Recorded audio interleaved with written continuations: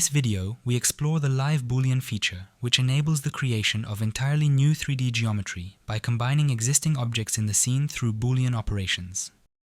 This method supports generating new 3D geometry by either merging existing objects or calculating their difference, union, or intersection points.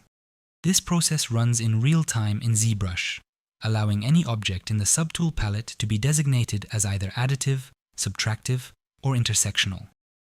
Live Boolean mode can be used creatively with almost all ZBrush functions that involve polymesh objects.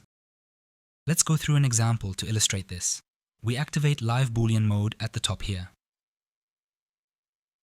Then add a new 3D object, either a standard or custom-made one, to the subtool palette. On the side of our subtool, we can define the type of Boolean operation to be executed. Merge objects together,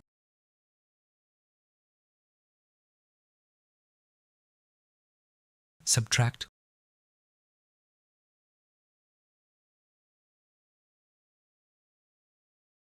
or create an intersection from the existing volume itself. In order to achieve the desired final result, we utilize the transformation tools. At this stage, we can move, scale, and rotate our object, or edit it with the desired brushes.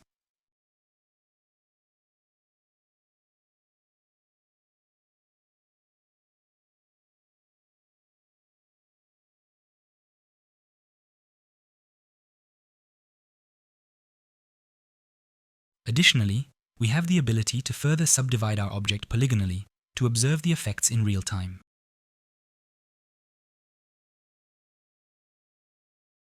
If we are satisfied with the result, we return to the subtool palette and go to the Boolean section.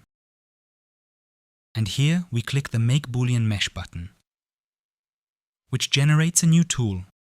We can save this file and continue working as we usually do. All cuts made in Live Boolean mode are automatically assigned a polygroup. This makes it easier to continue editing our object. In the next video, we will explore the Sculptress Pro feature,